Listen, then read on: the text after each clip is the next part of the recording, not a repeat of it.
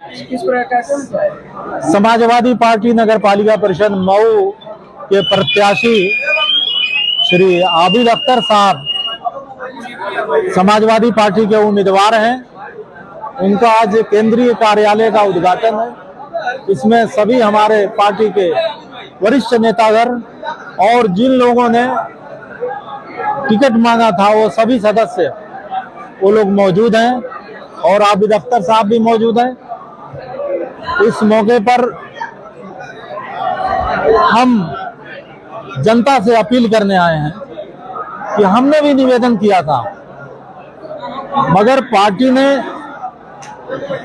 हम प्रदेश में सबसे अधिक जीते थे वोट से, मगर जिस वक्त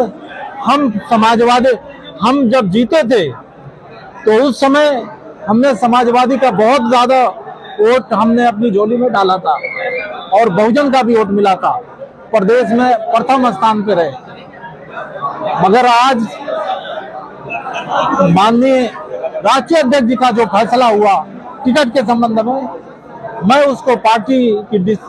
अनुशासन मानते हुए आबिद अख्तर साहब को मैं पूरा समर्थन करता हूं और हम जिताने के लिए पूरा नेता, समाजवादी पार्टी के पूरे नेता सब एक साथ हैं और ये मैं साबित करना चाहता हूं कि बदलू कौन है,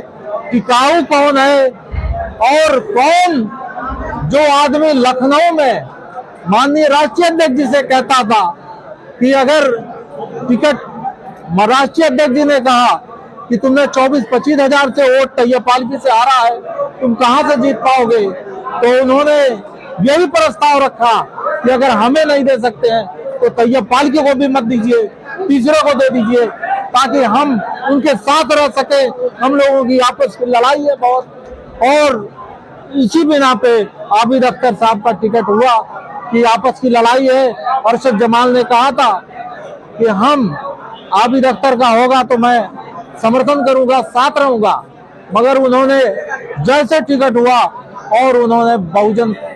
समाजवादी पार्टी अख्तियार कर लिया। मैं इस मौके पे समाजवादी पार्टी दबाव में टिकट दी है, राष्ट्रीय अध्यक्ष जी का जो भी फैसला है मैं उसको अनुशासन के तौर पे मैं मानता हूं और मैं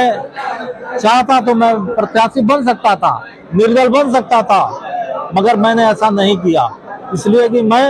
अनुशासन में रहना चाहता हूं।